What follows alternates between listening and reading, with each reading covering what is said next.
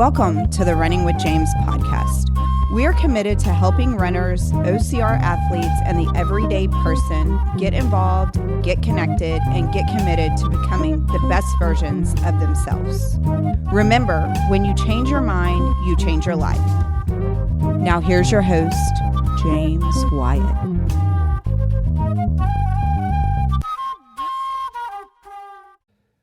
And welcome back to the Running with James podcast. You know us. We're here to help you train smarter, race harder, and just generally live better.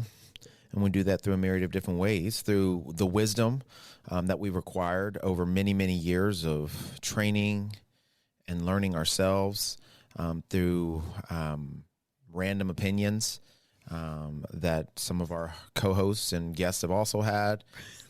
We believe we call that bro science. And then, you know, things just feel right. Right, Lauren? Just so right. Are you feeling right today, Lauren? Just saying, sometimes we just have random opinions from our guests and co-hosts. Makes us sound so reliable for information. I mean, I started it out with the other part. You did. You started high. Yeah. And then you brought it down a little bit. I think honesty is always the best policy, and I want to know I want these people to know what they're getting into. They're going to hear facts. They're going to hear science. And then you hear some nonsense. But then you might just hear some random bull, which is better than a lot of podcasts that I've heard and listened to, because some podcasts are just 100% bull. Don't hold it against him, guys. James tries really hard to get the information right. He does, yes. You know how she just said James.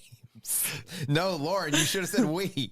You should have said we worked really hard. I was throwing you under the bus because you're the ringleader. Okay, well, I mean, if you can find something that I said that was inappropriate, please let me know so that I can fix it. No receipts. No receipts. We only have 100 and plus episodes.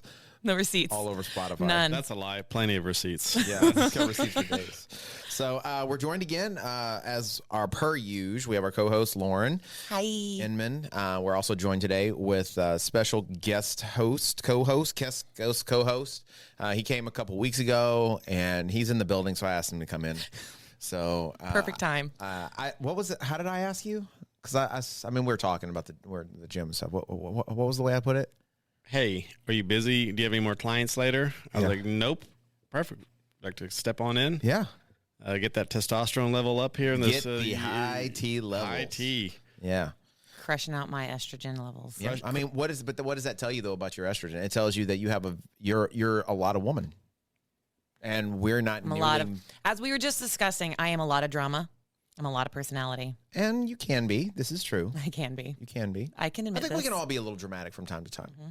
And this definitely crushed Lauren's dreams of the podcast of Cats and Fitness. So that will not be this week. So one day, Cats and Fitness will be that actually. What we talk about? You want to talk about topics that could brought up a cat? I brought my baby, which is a cat. My baby. My baby. Like, everyone got confused, and it's my cat, my baby cat. Yeah. Okay, we've been talking about pets for quite a while. So we did this for you. Thank you.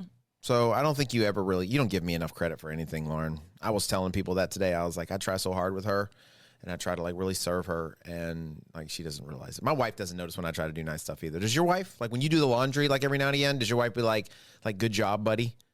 No, well, actually, there's a bunch of towels on the center. Go ahead and finish. Oh, did she ready to tell you? No, tell me. Oh, okay. Well, so, I'm going to help out. Okay. So, my wife's very type A. Things have to be done Just a certain way. Yeah. So I, went on YouTube. Martha Stewart, how to fold towels properly. Did you really? I did. I was I had it three, once, fold twice. I had it all set up. And then she walked in, they were all nice, and she's like, I'll never hear the end of this, how you folded the towels. So it was just always a question. What did you do? It's always something. Yep.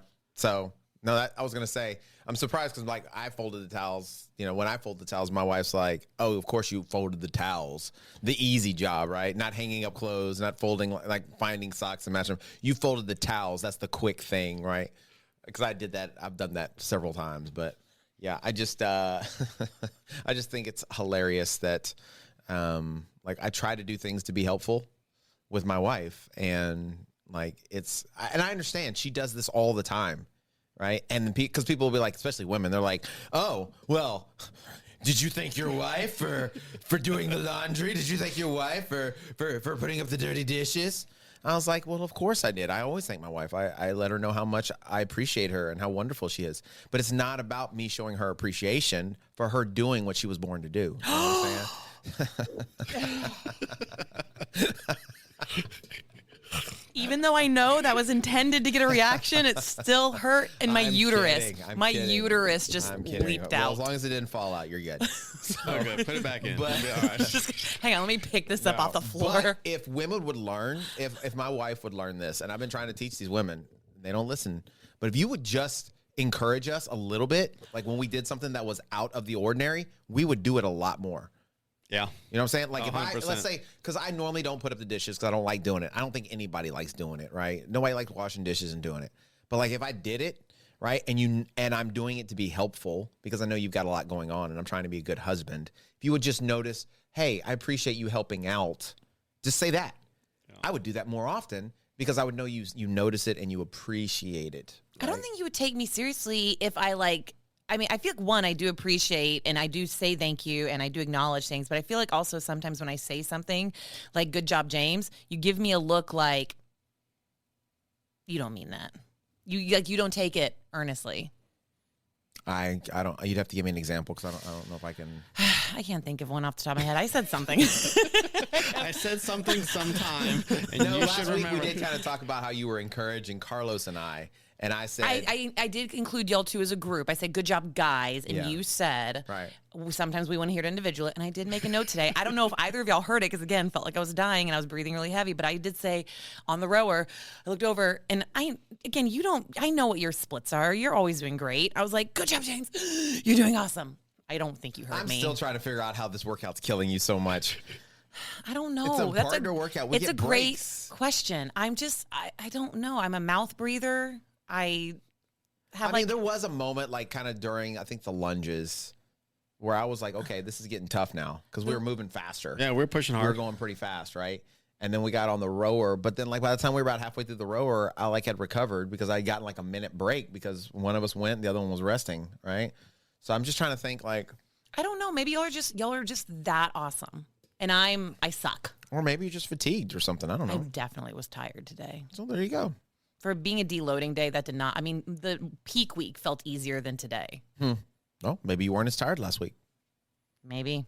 Who knows? So I don't know. But yeah, we were being very mean to her today. No, we're being mean. I think except on the bike. Then I was getting yelled at a lot. I was freaking out. You have to focus on, and it's exactly what we're going to talk about today.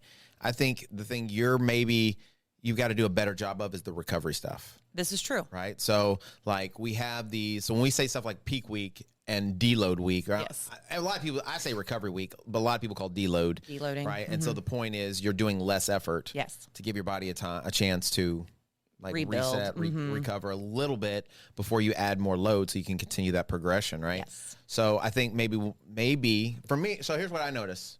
So last week was peak week for me. And so it's the third week. So I do 4-week training blocks. So every third week is my hardest week. And so usually toward the end of the third week is when I start feeling my like most fatigued. Right. So, I mean, y'all weren't there, but like Saturday, I don't know if I've heard more complaining on a long run ever. From you or from other 13, people? Right? Yeah. On the trail though, right? No, we didn't do the trail. So it was so wet. Oh, okay. It was like super wet. So the week before we did, and that was a lot of complaining too. I was going to say, wasn't the weather like really crappy? It was, but I mean, it was like not unbearable. It was just like my legs were heavy. It was early. We were tired. Like there was a lot going on, but like everyone, me, Jess, Tommy, Larry, even Larry, and Larry don't ever say nothing. No, and absolutely Larry's shocking. a silent man. Like, yeah, he's like a monster, right? We were all complaining. And then everybody was like, I wonder what tomorrow's going to be like. Talk about Sunday, the track. Yes. Because I was thinking the same thing. I was like, oh my God, dude, why are y'all bringing that up? So like for me, like my third week is usually the week I really feel my legs are the heaviest. I feel the most fatigued. And so that's one of the reasons why, I mean, I think, so it takes your body about 4 to 6 weeks to adapt to any type of stimulus. Yep. So like a training block could be technically anywhere from 4 to 6 weeks. I like 4 just because I feel like it usually plays really nice with a month. And then plus, and maybe it's just because my body's conditioned for this, but like I feel like toward the end of that third week is when I feel the most fatigued. Yeah. Right. No, absolutely. So that fourth week, usually sometime around the middle to the end of that 4th week, I start feeling better. It's almost like I get pep back in my step, right? I don't feel so fatigued. Then when I'm doing the workouts and runs and stuff like that, I'm like feeling faster and stronger. And then the following week when I start, it's like I'm starting on like a whole new place. You know, something similar, you know, I feel the same way when we start like with High Rocks race coming up, feeling all the training blocks, like that last block before the race, I really start to feel it, almost like mental fatigue. You've had so many training blocks, and that's where I'll really feel that kind of fatigue kicking in. Especially if you've had like maybe 3 months or so, 3 or 4 months between events, right? And so you're kind of like, you've been ramping up and intense with like no real payoff to an extent. That can be, that can mentally, I think that's what it is. Yeah, I think it's more mental at that time, but the body everything's just feeling tired by that time. So, and then, I mean, you start getting the excitement of the event too, and then you're like, oh, I wish I had another month, right? Yes. So, but you just get a little more in. Getting a little more in. Yeah, there's always going to be that kind of feeling. So, but I think for athletes or people just in general, I think recovery just has to be a non-negotiable, right? It has to be something that you're constantly implementing in, and it has to be more than just, and these are important things, right? Foam rolling, stretching. It's got to be more than that, right? It's got to be an opportunity for your body, your muscles to repair, to allow your body the adaptation so that you can improve your performance, so that you can also reduce injury, so you can continue to be consistent. So, you know, I like to think of like recovery basically kind of like as the glue that holds the training together, right? So the training is the part. So I don't know, fitness is so fascinating because there's so many elements to it. Right, there's so many different things, especially like say we'll use High Rocks for example, because we're right around the corner. It's almost here. And so there's so many things that go into High Rocks. Like when you think of High Rocks, Carlos, what are some things that you think you have to be ready for to do well at High Rocks? Running. Okay, so you got to be a good runner. Okay, well that in itself we know can be a challenging thing because there's easy running, there's threshold, there's anaerobic runs, there's fartleks, there's compromised running, there's the there's strides, there's drills, right? So there's a lot of different aspects just in being a better runner. Right. What else? Definitely the strength portion of it. You know, the sleds, you know, that's everyone wants to start pushing the heavy sleds, get their body used to, the fatigue of the sleds. Until you've pushed a heavy sled, a lot of times people, mentioned other people have used like a tank before, that it's just not getting the same feeling. Right. No, for sure. Getting your body used to that, the high repetition of lunges, wall balls, those are all, high rep strength exercises. Yeah.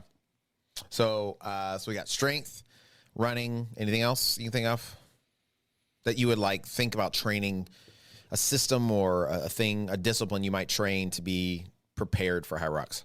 The ergs.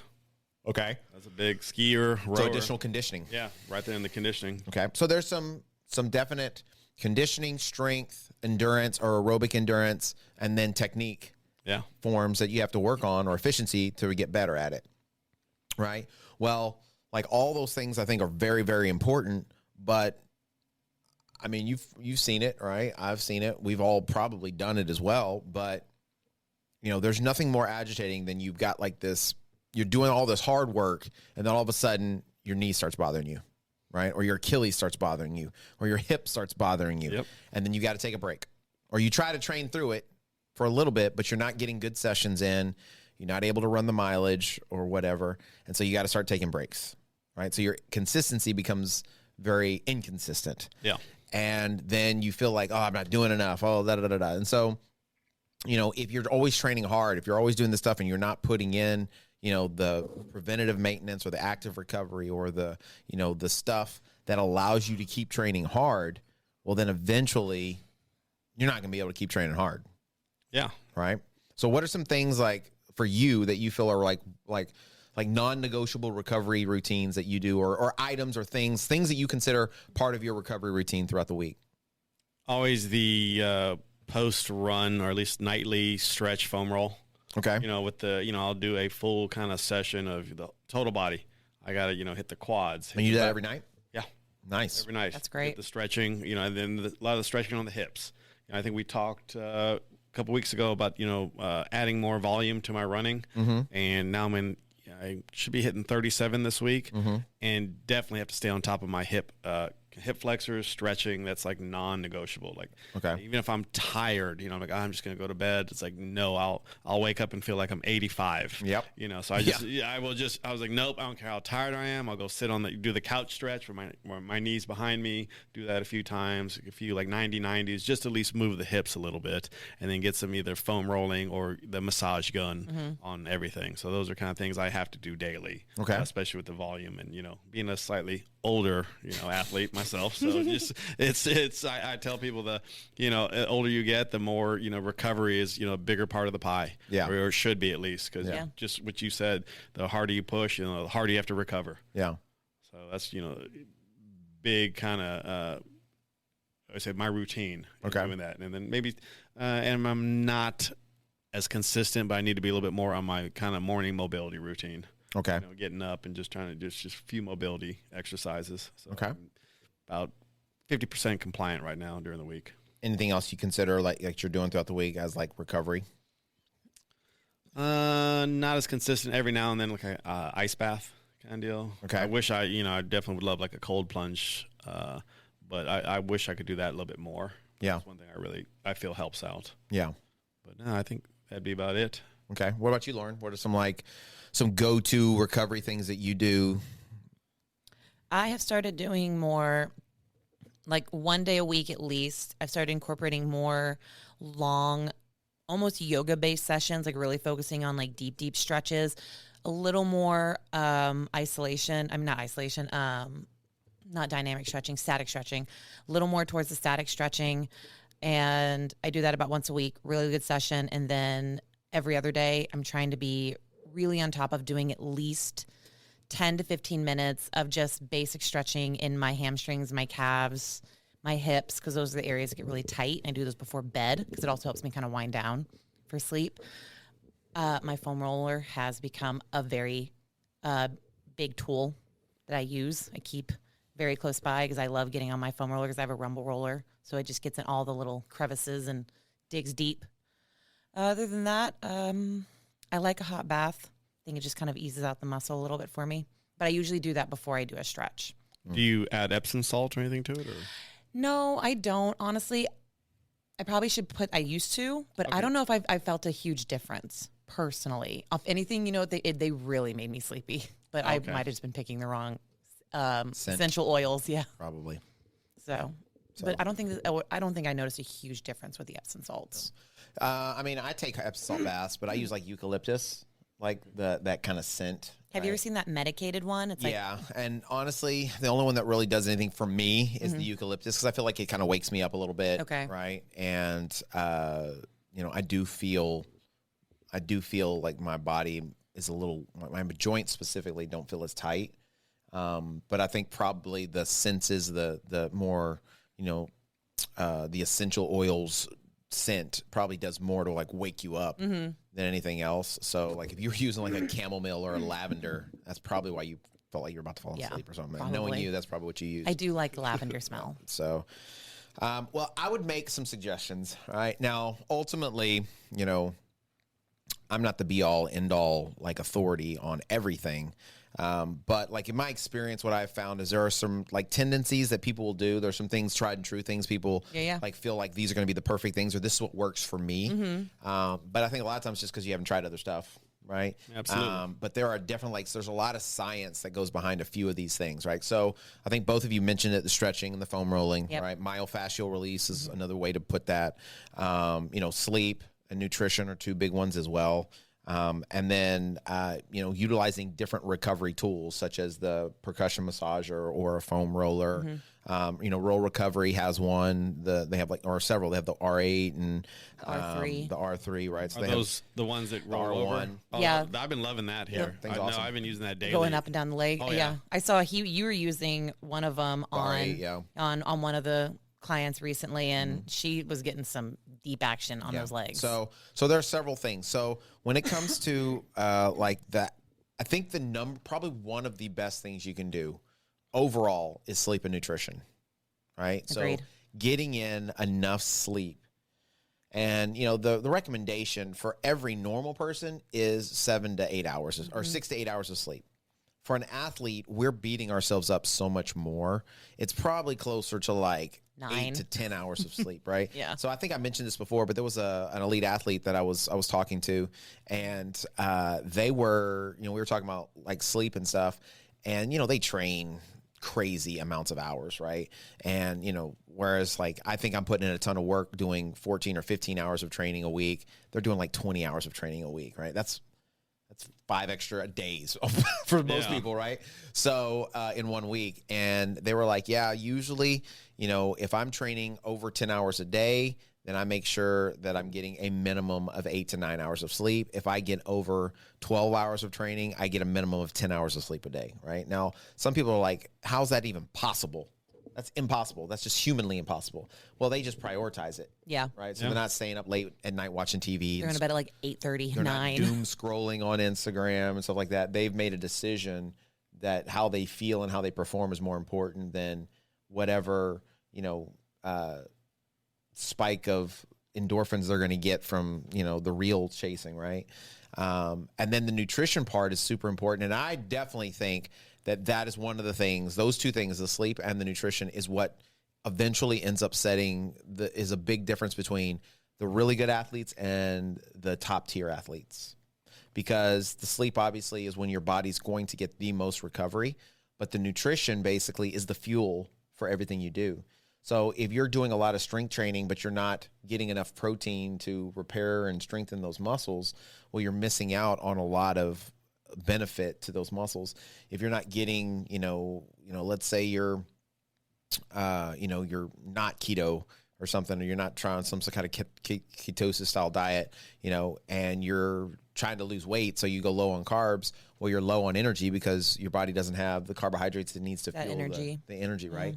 So, you know, all the things that come with nutrition, even the types of food you eat. Yeah. You know, my wife the other night, I was heading downtown. I was downtown working, or in the med center really, and she sent me a message because I had made mention of like dinner or something, because usually I don't get home till like 10 or something on Tuesday. So a lot of times that night she ends up cooking. And so, you know, we had a plan, I thought, an extended, like kind of a quick plan to like make salmon and something else. And she sent me a text around like 5 o'clock, and it was a screenshot of like, what's that? OMG. It's like a burger place. Okay. And they had like $6.99 burgers and then like $2 fries. I've never heard of this place. And so it's over there off of Spring Cypress, kind of. Oh, yeah. So okay. I mean, we've been there before. It's pretty good. Oh, by Eldridge? No, it's on this side of 249. But so then I didn't. I just put a thumbs up, right? Like I was like, oh, that's a good deal, right? And then she's like, do you want? And I knew that meant she really didn't want to cook, and she was tired, and I figured she'd be late, and I think she had ended up having a meeting or something. So I was like, sure. And I didn't even think about it. I just said sure. But then the rest of the day, like, I did the work, I did the workout for other people, and then I went and had to do my workout. Yeah. Right. And like the rest, I'm like, I love hamburgers. Hamburgers are like my number one go-to food. Like I could eat a hamburger at any moment. But then I was thinking, I was like, man, that probably is going to feel really heavy. It's going to be gross. And like, I'm probably not even going to enjoy it. And when I got home, that's exactly what happened. Oh, you didn't enjoy it? I didn't even enjoy it, man. I was like, man, I shouldn't have eaten that. I should have. I mean, I actually I think we had like ground beef and stuff in the fridge that was like grass-fed, 93.7. Could have made a better burger. I could have made a better burger that I would have enjoyed more, that would have been like more beneficial to my body, right? I could have made like real fries with like real potatoes instead of whatever theirs was. That didn't have nearly as much sodium and fat and, you know, whatever else, trans fat and everything else they put in it. And I just felt like heavy and lethargic afterwards. And I was like, I shouldn't have eaten that. And so like the quality of food that you eat as well, like plays such a huge, like when we were in Europe, right? When we went to Manchester, right? I mean, they had, it's like all the restaurants and stuff we went to, you know, they had the same similar kind of foods we had, like fried foods and, you know, wings and, you know, all that stuff. And I think I got wings at one place. What was the name of the place? It was like kind of an Asian fusion. Started with a W. Yeah. The way over by the venue. We went there like 3 times. You remember it was like Wagaloo or I can't remember. But you know what I'm talking about? I think I do. I don't think we ate You there know with if you we went with didn't us? we didn't go with you guys. I think there. it was just us and It was Tommy a and his chain group. for sure, right? Yeah, But we found a few of them. But I ordered wings. It was the smallest wing I ever seen in my life, dude. It was like the size of my pinky. I was like, "What is this?" It was a normal size chicken wing. but it was a normal. You know, it's just like We're just thinking about used it, to things being plumped up. full of like hormones and everything else, right? So like a lot of the food like we ate over there, and even when we were in when we went to Italy, Yeah. Yeah. right? Everything was pasta and butter and oil. But you don't feel as cruddy. But I never one time at any of that stuff we ate, I never felt like heavy with anything. Yeah. It's just all. And it's all very rich food, but none Yeah. of it felt that way. Yeah. We even had Domino's over there one day. Yeah. we got it for Alex. Yeah. Oh, that's right. Yeah, we got it for I remember Alex. that. It might have been in Manchester, and I took a bite of it. And I was like, "This is amazing." Yeah, It was, this is good pizza. Yeah, it was good pizza compared to no disrespect to Domino's here. Yeah, but well, it no was- disrespect. Disrespect to They- Domino's. No disrespect them. Yeah. Okay. But I mean, the difference is the quality of the food, right? Yes. It's not full of like hormones and pesticides and Preservatives, everything. all this preservatives, exactly. And so like when you're eating that food, that all affects your body, right? So, I think doing those types of things. So one thing, like I always just say, is when you do your grocery shopping, do your best to stay on the outside of the grocery store, Yeah. right? Stay on the outside. Limit how much you purchase on the inside aisles, right? Because that's really where all the boxed and canned and all the preservatives laden stuff is, right? And so, but the quality of food that we're eating, I think, has a lot to do with how we feel afterwards, how we perform, and then ultimately how we end up looking as well. Yeah, I kind of said on the ingredients. If I can't pronounce it, then usually I probably good way to stay away from it, Shouldn't yeah. go in my body most Yeah, of the time. for That's sure. the one thing I look at. So another thing I think that is super important as far as, I guess number 2 would be the active recovery stuff that you guys were talking about earlier, like the foam rolling, anything that we consider like myofascial relief, stretching. What I will say though is, and what the science really kind of talks to, is that, active recovery is probably one of the most beneficial things you can do to help your body overall. And so anything that's considered that's active recovery would be like things that include movement. Yeah. So like cycling, running, like super low intensity running, right? Shorter distance walking, swimming, anything that's like non-load bearing, things that basically would encourage blood circulation. Yeah. Because blood circulation is life. It's bringing oxygen. It's flushing out lactate, any type of waste or whatever might be in your bloodstream. And so in your muscles. So those are big things, right? That also includes in stretching too, right? So like doing not saying that static stretching is bad, right? But the active stretches, and so the difference between an active stretch and a static stretch is basically like a static stretch is like, say you do a lunge, right, or a runner stretch, and you just hold it. You hold it for a while. For 30 seconds, a minute, whatever, right? That's wrong or bad. But if you do that same stretch, but you put movement in the stretch, right? So like maybe you start up and you extend, you start up and you extend, you start up and extend. Well, what you're doing is you're getting the same benefit of the static stretch, but you're also encouraging more blood circulation. And the more blood flow, the more elastic the muscle tends to be, the healthier the muscle tends to be, the greater the ability to flush out lactate and bring in that life-giving oxygen, right? And so, spending a ton of time doing a lot of, like I said, there's nothing wrong with it, but like doing more static than doing active tends to lend to more,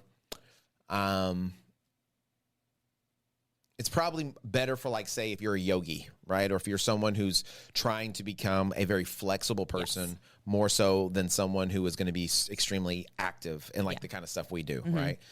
Or someone who's going to be, who's looking for movement as medicine and mobility rather than as just being a flexible person, right? So I know a lot of people who are super flexible. Yeah. I'm trying to find like the balance on both. Like I want to be really strong, but I am trying to work back to the flexibility I had when I was like dancing. Yeah, but here's the point. You're not a dancer. I'm not, but Do you want to be a dancer again? I actually have been looking into taking dance again as an adult. I miss it. I do miss it. Not but shocking. I do miss it, but I like want to be able to get in my splits again. Like that's a goal. I want to get back in my splits again, and there's some other things I just want to be able to do again. Gotcha. Okay. Not for any particular reason, just because I want to do them again. No, I mean that makes total sense when you're trying to do something that has nothing to do with the other thing that you're trying to do. I mean that's like That's common sense, actually. So it's completely understandable. No sarcasm at all. Not even a little bit. Not even kind of. So, but the active stuff is always going to be more beneficial in the long run, right? So, I'm always a big proponent of do the things you enjoy doing, right? But also you want to make sure that in that, like if you have a goal or you have something you want to do, that you're making sure that you're meeting the prerequisites to attain that, right? And then you add the other stuff, but you don't add things that are at the expense of the stuff you want. Does that make sense? I don't know if I said that right. You got to prioritize what it is you really want. Right. Like if you want to like be able to do really well as like a runner, that's what you need to put all your more of your energy towards. Or like in high rocks, you need to be able to like do the weights and be able to have that strength to back it up.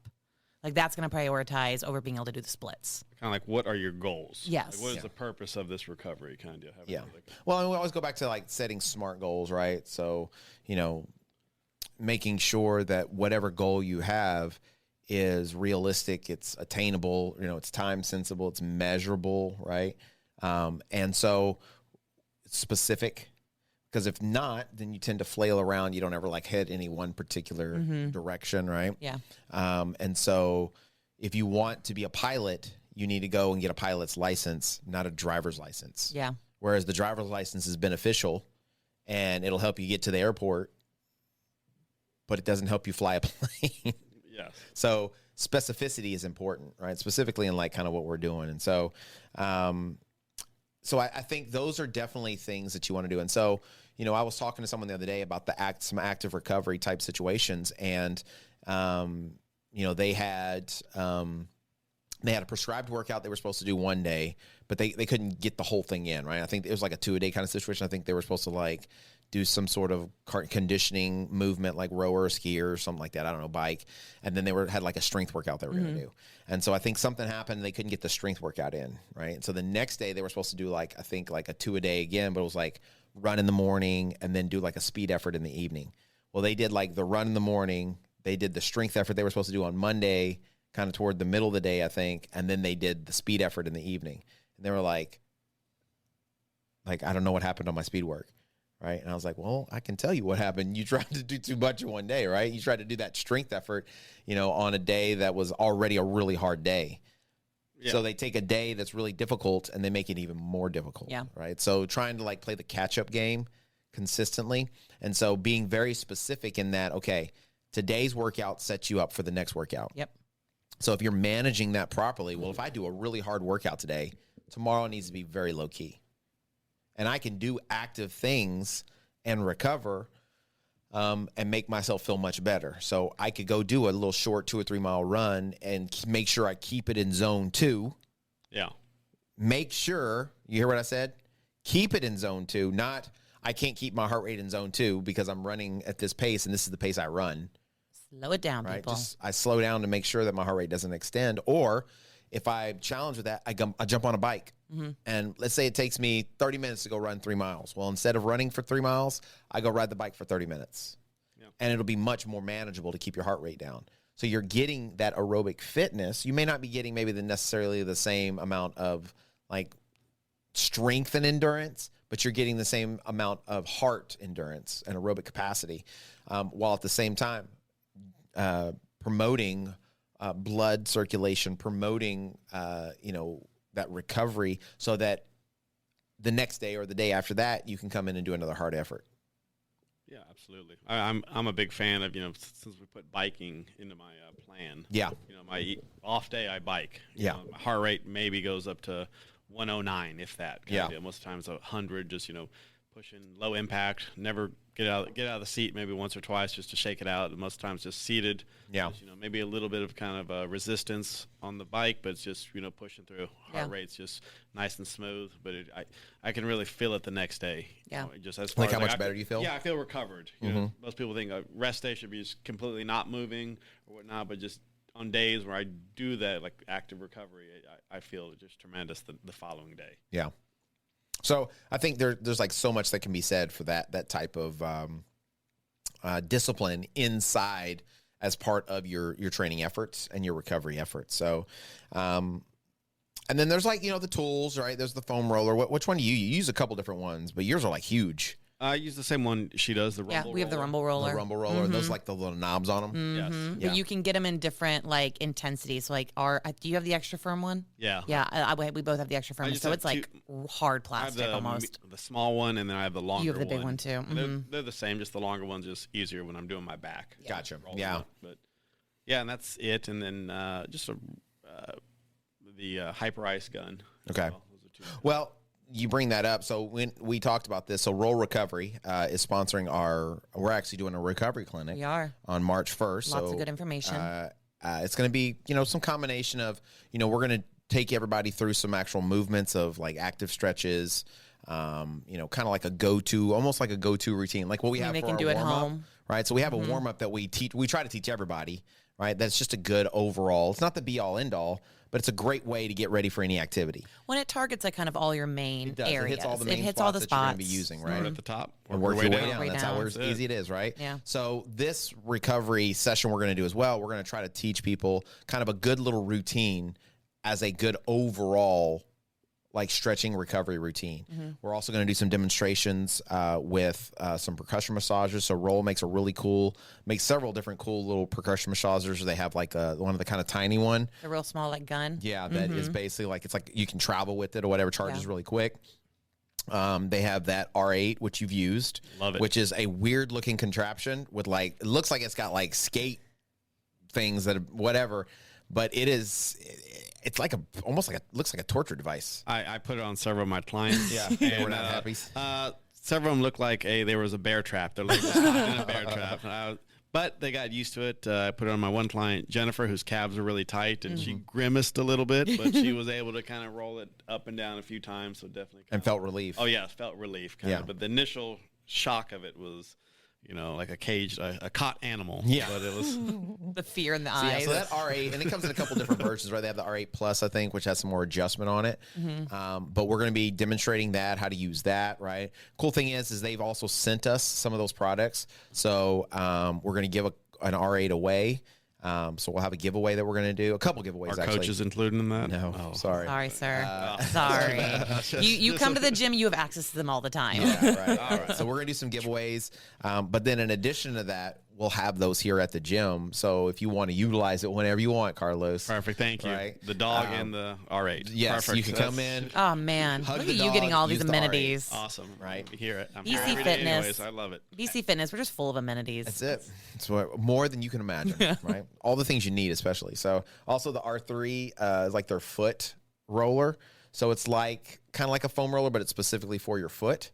played with that one. So, Yeah. And it's like shaped to like for your foot to easily travel up and down it. Like, cause I have the rumble. bottom of it or the arches, The everything, arches. Yeah. So like I have the rumble ball, which I love. I've seen it's Yeah, just I like made by that, the the one same you have. company, and it looks like a weird Nerf ball, like what we'd have as kids to play with, but it's really hard.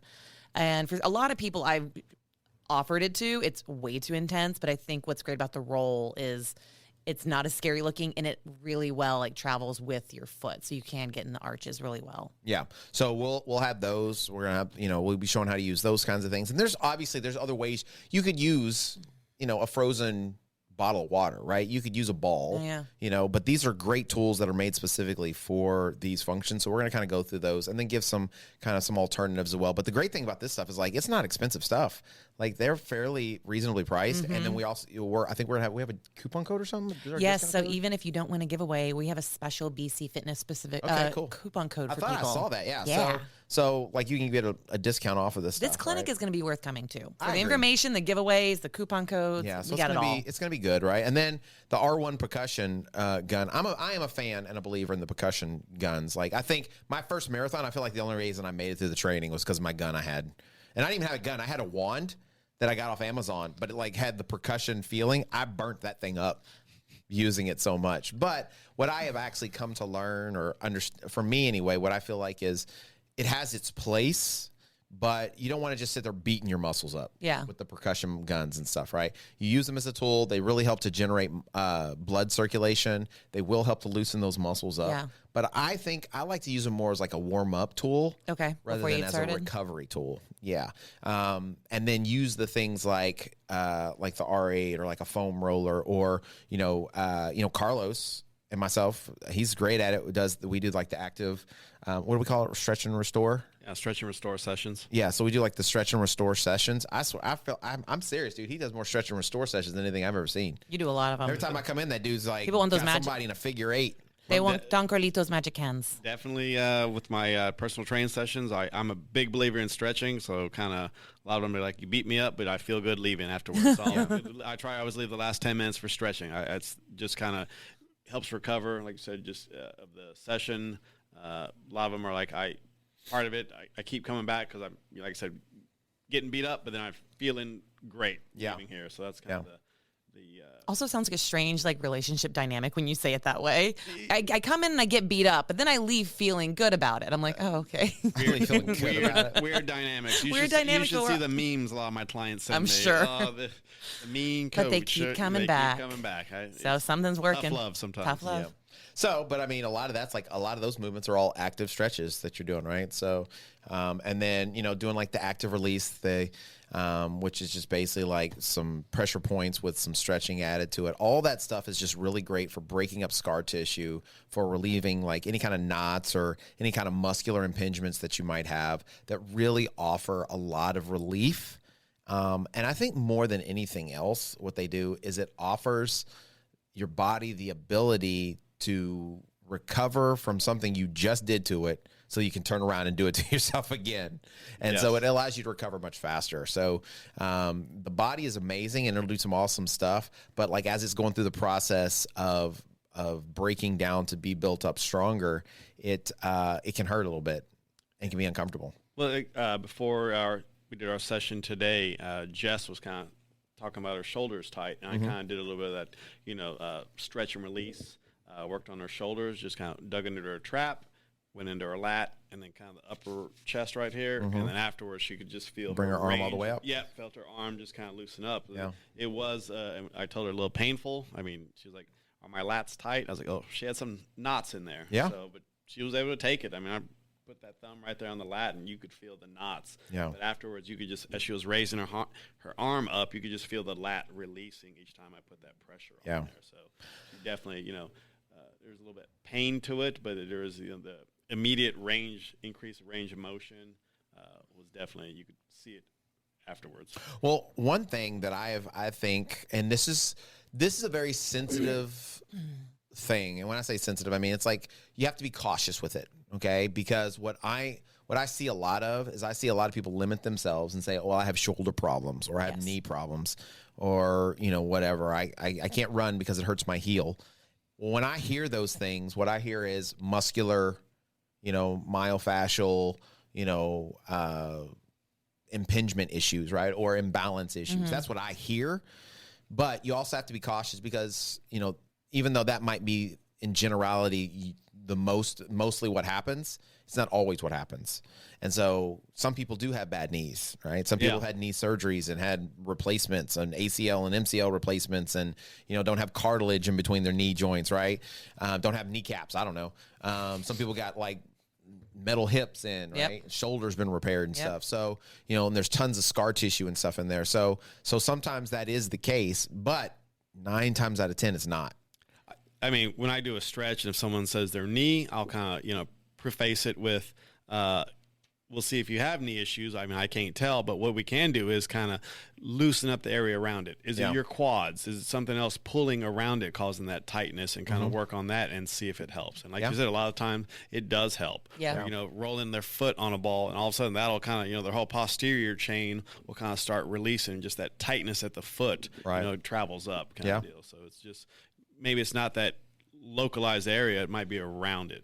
Well, no, I mean, what I have found usually is whatever you're feeling the pain in or the issue, that's usually just a symptom of something else, right? It's probably somewhere further up the kinetic chain. And so like learning that stuff, I mean, most people don't know that, right? But, someone who's, like we're always in it, right? From experience or from training, from, working with other people, you start to learn these things. And I think training helps a lot, obviously. I mean, that's the start.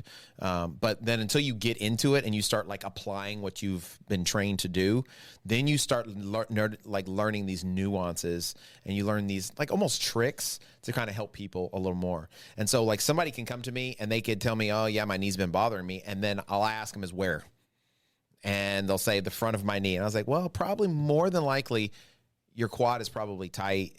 What have you been doing? They're like, oh, I've been doing squats. I've been running a lot, or I've been doing a lot of bleachers or something like that.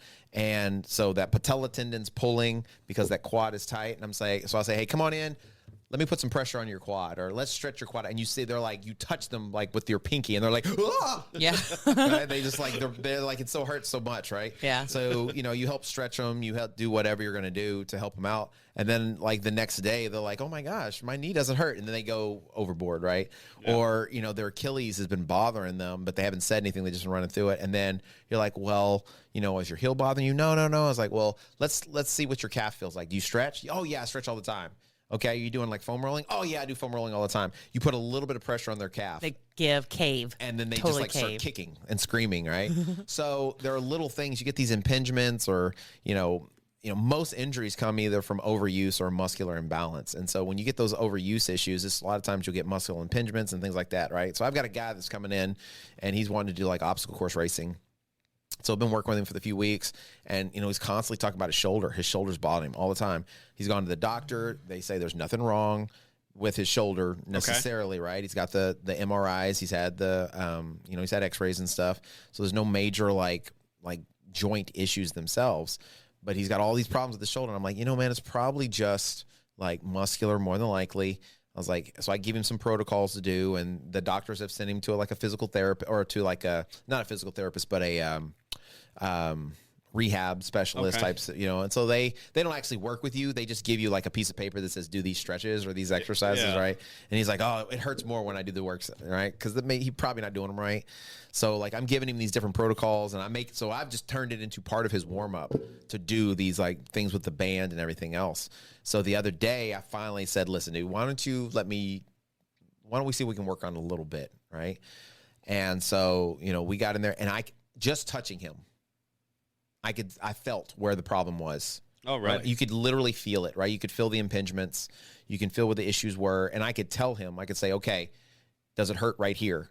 Because I knew where it was, where it should be hurting based off of what his description was. Yeah. And he's like, right? And you feel like those impingements, and you can feel them. So we start working through it. We start doing some of the stretching and the movements.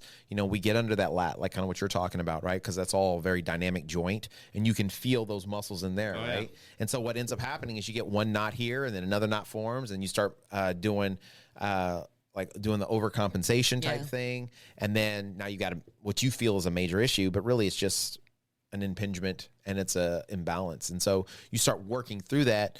And like by the end, he's like, dude, like my shoulder, that full range of motion, right? My shoulder feels looser than it felt when I came in. And I was like, yeah, man, if you do this kind of stuff, right? So I'm trying to show him how to do a lot of it for himself. So because unless he's coming to me every day, right, he could probably get relief pretty quickly, but he could also do it on his own and help himself out when he can't come to me. Oh, go ahead. No, just I always tell the clients when they do the stretches, a lot of times it's a stretch, but don't think of it just as a massage, because a lot of times what I'll see, if it's their hamstrings, I will give them exercises or stretches to kind of do a lot with the mobility stick. I'll have them put their toes elevated and just go down and up, just kind of loosening up their hamstrings and calves. So it's just kind of not just don't come to me just when you're feeling bad, it's just try to get a routine, and then continue that. Once you get loose, continue that routine with just doing stretches or mobility work on your own as well. Yeah. So you need to kind of continue doing it. Well, I mean, honestly, I said this earlier, but like most injuries come from like an imbalance or overuse.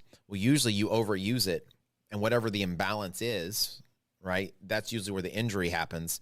And so once you kind of start working your way through the overuse, you give it rest, you start kind of doing the stretching and the rolling, or, whatever you're going to do, then you start strengthening so that the issue doesn't come back. So you address whatever that imbalance is. So if you find yourself, having issues, in your knee, let's say it's like the outside the inside or the kind of underneath that kneecap, well, more than likely your quad is overworked because it's probably stronger than your hamstrings and it's doing a lot more work than the hamstring. So if you can strengthen that hamstring, which is an antagonist muscle group for your quad, then it can relieve some of that pressure. In addition, if you strengthen your glutes, well, your glutes work in tandem with your quads to kind of help with that lateral support. And so if your glutes get tight, kind of up in that hip region, like the gluteus minimus, medius region or so, then, there's a quad muscle that attaches that works in tandem with that, and that supports the inside of your knee. And so it attaches to that tendon inside the knee. And so, it's crazy that the inside of your knee bothers you because of a muscle that's up on your hip. But if you strengthen your glutes, you strengthen your quads, you strengthen the entire kinetic chain, all of a sudden you don't have issues with your knees anymore. Yeah. And so learning that, I feel like going through those protocols can really help you be more, not just successful in the ability to be consistent, but then also it builds your confidence in that, if I start feeling something, I don't have to quit. Yeah. I don't have to just give up because I got bad knees. It's, I just something I need to figure out how to work through. Yeah, no, 100%. I'm a big fan of, all the tough days we do is spending a day, whether like with the TRX straps, doing a lot of unilateral work, single leg, single arm stuff, nothing heavy, but just kind of going through the movements and just seeing, single leg pistol box squats, one leg at a time, just pushing up. So, I mean, it just body weight, on a box and coming up, doing reps on that each side. Yep. So you kind of feel the legs kind of strengthen each leg, or, single arm presses up, just making sure, they're checking for any imbalances. Yeah. As two, y'all do a lot of work on people as far as like stretch and restore, assisted stretching. What does an impingement feel like? Because you said you can feel it. So like when you go in, like what do you actually feel? Like feels like a knot. Feels like a knot. Okay. Yeah. So like if you rub your shoulder, and you which is feel like hard. Yeah, it just feels like a hard spot, or it feels like almost like you've got like a big rope. Okay. Right? That's usually what a muscle impingement feels like. Okay. And so it's just like, this is not, I hate using these kind of terms like on recorded things because I don't want somebody coming back and being like, that's not accurate, right? Some MD's going to come fact check you. Well, the reason is because I oversimplify everything. Okay. Right? So when I even talk about like aerobic capacity training and stuff, I take something that is fairly complicated and I try to break it down into a way that is very understandable. Yes. But it leaves out some of the stuff. Sure. Because you get bogged down in the minutia of it all. Sure. Right. In the weeds. But really you just need, if you can get this concept, then it helps a lot. Right. So like muscles are fibers to an extent and they line up with one another and they line up really nice and neat. But sometimes as you work them, you're breaking them down through, strength training or running or whatever it is you're doing. And at times what they tend to do is they might get out of alignment. Yeah. Right. And so what may look like, a beautiful lined up orchestra of like muscle fibers ends up looking like some sort of kaleidoscope of like crap. And when very eloquently put, right? Crap. When they get like on top of each other or impinged, well, think about it. If you had a rubber band, and muscles really aren't rubber bands, but just go with me on this. But if you had a rubber band and you pulled it, it's really elastic and stretches really smoothly. You take that same rubber band and twist it or tie it in a knot. Now all of a sudden you've lost some of that elasticity. Yeah. Right. And on top of that, it becomes weaker. Yeah. Right. So getting that knot, quote unquote, knot out, or getting that impingement out and allowing those muscles to align back properly the way they're meant to restores that mobility and that muscle function and that strength and that elasticity. Got it. And so that's what like doing the like the active release stuff does. That's what doing like the foam rolling does, the stretching, the any type of myofascial release, any type of percussion gun, all that stuff does. It really helps those muscles get back to where they're supposed to be so that you can relieve the pulling. So a lot of times you feel pain. Like the Achilles is one major pain that a lot of people get that are runners. Yeah. Well, the Achilles is a tendon. It's not a muscle. Yeah. Right. So tendons actually attach muscle to bone. Yeah. Right. So you have a muscle, it attaches to the muscle, and then that tendon attached to a bone. Well, ligaments attach bone to bone. Yes. Okay. So usually if you're feeling pain in a tendon, it's because the muscle is tight. Okay. Now, yes, you can get tears in your tendon and that can cause issues and pain as well. But usually, understand I'm saying usually, this is not always the case. There are always things that can sometimes be outside the spectrum, right? So if you're having pain and you're doing the protocols after a week or two and you're not getting relief, you should probably go see a doctor. Yeah. Okay. But usually you can stretch and like massage and whatever your calf, and you'll usually, if a spot hurts, you usually know that's the problem. Yeah. And you can kind of work through that. And so where you're getting these pains oftentimes is because these muscles just get so tight or overworked that they pull on sensitive areas, and then it limits you from some of the activities you want to do. So same thing with your shoulder. Your shoulder is a super dynamic joint. I mean, there's so many connectivity. I mean, you've got your bicep, your chest, your lats, your traps, all of that kind of comes into one place. All the directions it goes. To allow your shoulder to do all these different movements. So there's a lot of opportunity for impingements to happen. And it could be something as simple as you just slept on it wrong. Yeah. Right? Or you just turn weird one time and the muscle seizes up. Exactly. One bad pillow will knock you out. Once you're plus 40, that bad pillow can be out for a week. And then all of a sudden you kind of get used to it. And so you just stop doing certain movements because it hurts. And then it gets worse. Yeah. So you want to work through that stuff. And anytime it begins, the longer you let it go, the longer it's going to take to get over it. But you were talking about knots. I mean, one of the best feelings is when you're on one of those knots with the foam roller and you finally get it to break up. Yes. It'll feel like it's a weird feeling. It's like a sensation almost like dissolves. It almost, and it's like sometimes there'll be one that's frustrating. It might take a couple sessions or just, foam rolling several times. But once you kind of break it up, like I said, it just feels like something dissolve in your leg. And it's like, wow, you can just feel the difference. Dude, I'd like strained my hamstring like several years ago. And, I did all the right stuff. I knew what to do, right? And I did it. And after a month, it was still bothering me. It just felt tight. Like it didn't feel like it wasn't healed, but it just didn't feel strong or tight. And I was doing strengthening exercise. I was doing all this stuff. So I went to, like a PT guy to help me work through it. And he was doing like some stretching and active release stuff or what have you. And usually whenever I go and see him, he works it out. No problem, right? After a couple visits, I feel much better. But for whatever reason, it just was not getting, he just wasn't getting it, right? He was doing acupuncture on me. He was doing like the electrodes. Okay. He was doing, he tried several different things. Well, he had to go out of town for something, and I had an appointment, and he neglected to tell me he was going out of town. And so he had, I guess, a partner that was there, and she got in there. She did something completely different than he had ever tried on me. Okay. Right. And it was like an active stretch or whatever. And she did some active release on me. Dude, when I walked out of that office, it was like took maybe 20 minutes. When I walked out, the pain was gone. Really? Like it hurt like a mother while she was working on me. Killer hands. But then within 5 to 10 minutes after leaving, my hamstring felt completely different. Oh. And then the next 2 days later, when I went for my run it was over with. And it was just simply wherever that knot was or wherever that impingement was, or maybe it was scar tissue from me tearing the hamstring, whatever it was, she broke it up or she moved it, and it completely released and allowed that movement, right?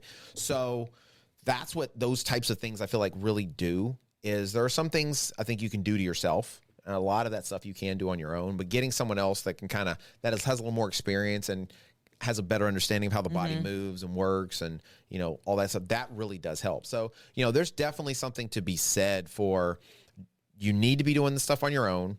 But then if you're having some issues and you can't do it, go see a professional, go see a doctor, go see a PT, go see someone. Get a stretch. And get a stretch, or get some active release, or, get acupuncture. I mean, all that stuff really works. It does wonders, honestly. Acupuncture is great for like breaking up scar tissue, increasing blood circulation. It's not like, I used to think it was some kind of like new age, newfangled like hippie thing that with a bell. Oh, I love. There was going to be incense and all that other stuff, right? I love a good acupuncture. I had a guy who was doing it on my wrist like every week, and it was for that arthritis in my wrist, and it really helped with a lot of the pain. We're still working through a lot of mobility issues, but like the sharp shooting pains are gone. I got to where like I couldn't, like my hand was like basically closing up. Oh wow! And we've gotten to where I'm past that. I can now like use my hand fully again, which is great. I can hold things with my hand again. I can hang again. So I've gotten a lot of strength back on the side, and the pain in my shoulder is like completely gone. We worked through a lot, but a lot of it just came back to kind of going back to basics. And like y'all were saying, like working on form, handing me a 5-pound dumbbell and just going through very specific movements and really focusing on what my body was doing, how I was overcompensating, and kind of starting from ground zero. Yeah. So it helped a lot. It took some time and it was frustrating, but it worked.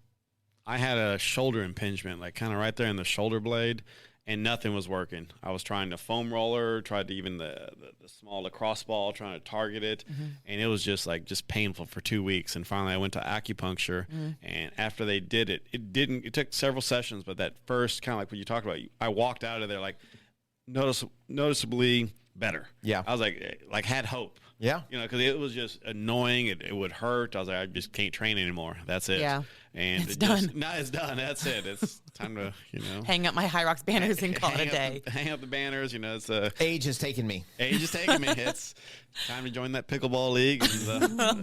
Just not with your right arm. You have to play No, left-handed. that's right. No, I couldn't join pickleball. Is that The walk group. I was gonna start my own walk group. The guys walk group. We have brunch. Have hang out. brunch? Yeah, it'd be nice. Boys who brunch and walk. That's it. That's That's does not sound bad, does it? no. When you do retire, I can't wait to see that group come together. He's not going to retire. So I think what we've kind of come to is that recovery just is not. It shouldn't be an afterthought. It's got to be like a major part of your training if you really want to be a better athlete. Yep, I agree. think it has to be something you have to be as part of your plan. You plan Absolutely. in, and if you really want to level up your performance, you got to prioritize recovery in all its forms: sleep, food, active recovery stuff. Taking care of things before they become big issues. Exactly. So doing the preventative maintenance stuff is super important, right? So if you found this helpful, guys, please let us know. On our YouTube channel, make sure you hit that subscribe button. We'd love for you to leave a review, share it with a friend. And we want to give a big thanks to Roll Recovery for sponsoring our episode, for sponsoring our event coming up March 1st. So you can still sign up. We have spots available, I think, when you hear this. You can also, and I highly doubt, if it's there, it's because people don't know where it's at. But you can also sign up for a free stretch and recovery session between myself or Carlos. So they're short sessions, but they're free. We're going to very limited spots. I know for a fact several of those spots are gone. So if you want to get them, check them out. They're on our class schedule. You can go to mybcfit.com to sign up for the class, sign up also for the free stretch sessions. And I promise you, no matter what, if you show up, even if you don't make it to get the free sessions, you're still going to get a lot out of it. So it's going to be very interactive and definitely hands-on demos, definitely some great tips, and then you'll get a chance to try out some of this awesome Roll Recovery products. So as always, if you have the ability to support the show, please become a Patreon member. Special benefits with that, and you can simply do that by going to patreon.com/runningwithjames. And as always,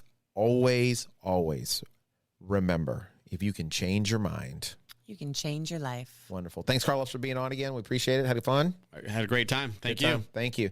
And we'll have more guest hosts on here as well. That way, Lauren and I don't kill each other. Yeah. Unless was that's that? what y'all want. Yeah. That's 50-50. Who knows? James doesn't think I have it in me For what?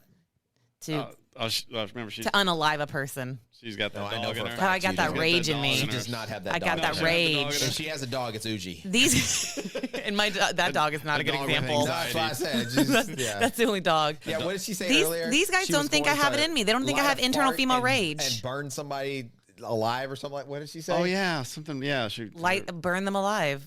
With a fart or something like that. I don't know. It's Ignite like- it with your yes, fart. the Ignite the flame with your fart. Yeah, it's like you've There's context behind that, but we won't used bore you. some sort of financial device to weaken a country, and so your response is, "Let's nuke them." that's it. Yeah, just going right to the. Yeah, go straight for the jugular, right? That makes sense. Yeah. So Go big or go home. okay. On that note, guys, we're going home. We appreciate you. Thanks again, and we'll catch you next week on the Running with James podcast. Bye. Later.